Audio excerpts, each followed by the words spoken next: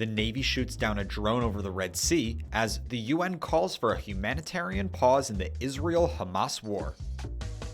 Produced by Defense News and Military Times, this is the Early Bird Brief. Each morning, we bring you the defense and national security news of the day. We do not support striking a hospital from the air, and we do not want to see a firefight in a hospital where innocent people, helpless people, sick people are simply trying to get the medical care that they deserve, not to be caught in a crossfire. Hospitals and patients must be protected. And European officials say they may not fulfill a pledge to send Ukraine 1 million rounds of ammunition by next spring. I'm your host, Jonathan Lehrfeld. Today is November 16th, 2023. First up, the Navy destroyer Thomas Hudner shot down an air drone in the Red Sea yesterday. It marks the second time in less than a month that a Navy warship has done so in the Middle East amid concerns of a broader conflict in the region. According to a brief Pentagon statement, the drone originated from Yemen, and the Pentagon said the Hudner fired on the drone in self-defense while it was transiting international waters. Here's why it matters. Navy destroyer Carney also shot down cruise missiles and drones while in the Red Sea on October 19th. U.S. officials at the time said Iran-allied Houthi rebels in Yemen launched the barrage toward Israel. Hudner is deployed with the Gerald R. Ford Carrier Strike Group, which the Pentagon sent to the eastern Mediterranean Sea following the Palestinian militant group Hamas's October 7th attack on Israel. U.S. troops in Iraq and Syria have faced 55 attacks from Iranian-backed militias in the last month, according to numbers the Pentagon released earlier this week. Pentagon officials have not directly drawn a line between the attacks and U.S. support for Israel. But U.S. officials have issued warnings to Iran-backed proxy forces in the region to not escalate the conflict. The UN Security Council approved a resolution yesterday calling for urgent and extended humanitarian pauses and corridors throughout the Gaza Strip after 4 failed attempts to respond to the Israel-Hamas war. The vote was 12-0 with the United States, United Kingdom, and Russia abstaining. The resolution calls for humanitarian pauses and corridors throughout the Gaza Strip for a sufficient number of days for the UN, Red Cross, and other aid groups to get water, electricity, fuel, food, and medical supplies to all those in need. It says the pauses also should allow for repair of essential infrastructure and enable urgent rescue and recovery efforts. But the resolution does not call for a ceasefire. Conflict in the region escalated after Hamas attacked Israel on October 7th, killing about 1,200 people and taking some 240 others hostage. Israel retaliated with airstrikes and a ground offensive in Gaza. Gaza's health ministry says the ground offensive has killed more than 11,000 Palestinians. Israeli troops yesterday stormed into Gaza's largest hospital, searching for traces of Hamas inside and beneath the facility. Newborns and hundreds of other patients in the hospital have been without electricity and other basic necessities for days as fighting raged outside. Hamas and Gaza health officials deny militants operate in the hospital Shifa. National Security Council spokesman John Kirby said this week the U.S. has intelligence that militants in Gaza are sheltering in hospitals. We have information that Hamas and the Palestinian Islamic Jihad use some hospitals in the Gaza Strip, including Al-Shifa, and tunnels underneath them to conceal and to support their military operations and to hold hostages. The UN General Assembly previously adopted a resolution on October 27th calling for a humanitarian truce. Israel agreed on November 9th to 4-hour pauses, but only very limited aid has been delivered to Gaza through the Rafah crossing from Egypt.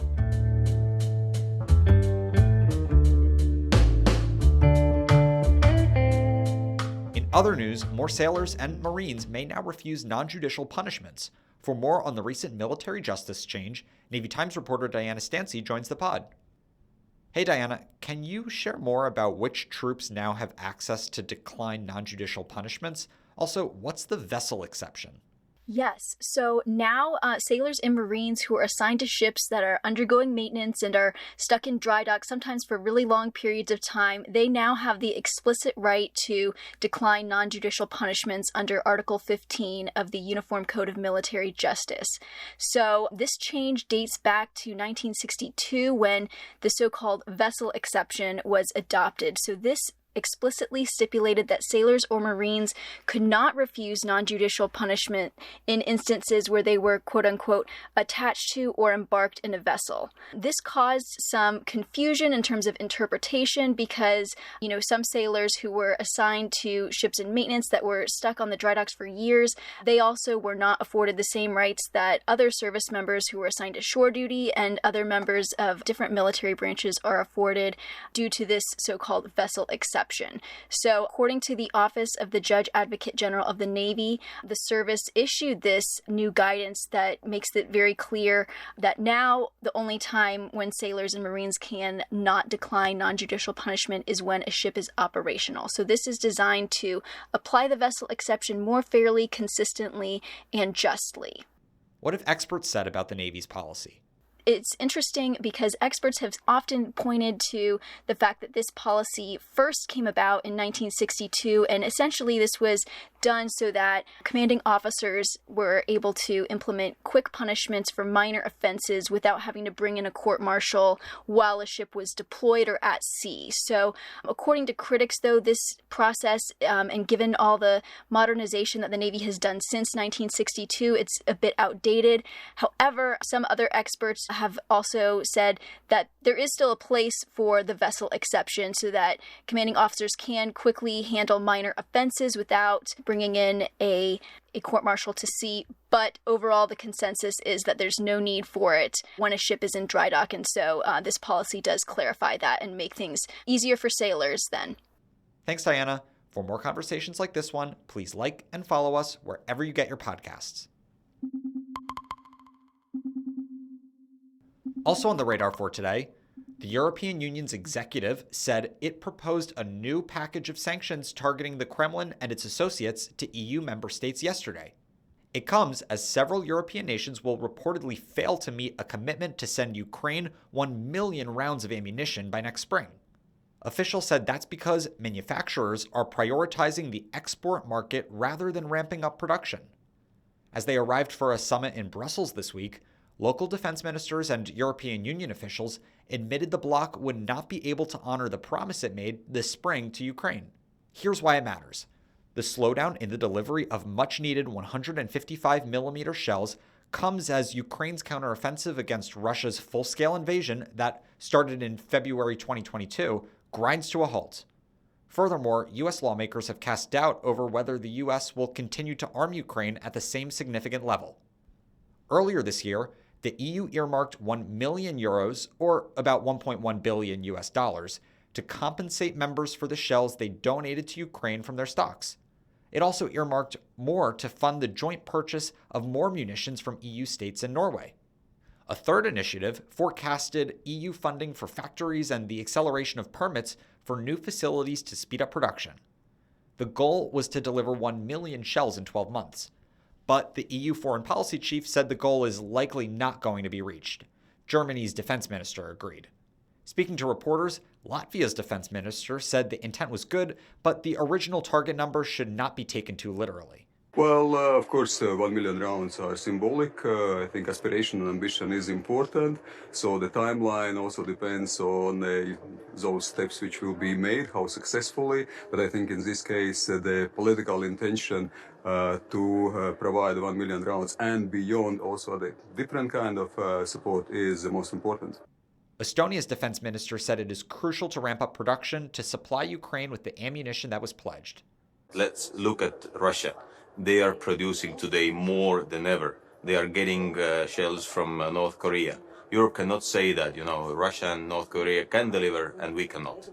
Additionally, Russia's State Duma took a step forward yesterday towards approving its biggest ever federal budget.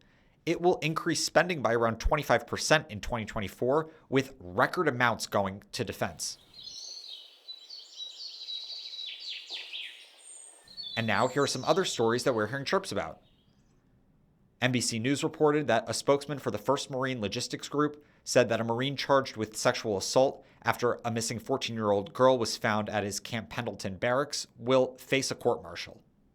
North Korea said it successfully tested new solid-fuel engines designed for intermediate-range ballistic missiles this week. The test comes as it works on enhancing its nuclear-capable arsenal with more powerful, harder to detect weapons that can potentially target U.S. military bases in Guam and Japan. And one of the twin Army officers former President Donald Trump targeted for their roles in his impeachment scandal is launching a Democratic congressional bid. Yevgeny Eugene Vindman is running to replace Representative Abigail Spanberger in Virginia.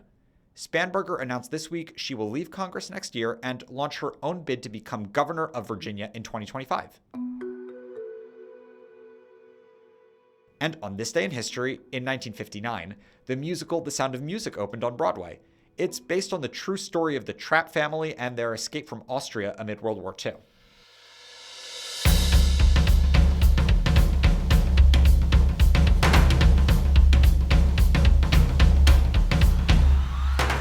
That's it for us this morning. To get more of the top stories and breaking news, go to defensenews.com/EBB to subscribe to the Early Bird Brief newsletter. Please give us a like, rating, and a comment wherever you get your podcasts, and be sure to follow us on social media @defense_news and @Military Times. The Early Bird Brief is hosted by me, Jonathan Lehrfeld, and today produced by our video team. Today's episode features stories by the Associated Press, Diana Stancy, and Tom Kington. Our editor-in-chief is Mike Cruz. Have a great day.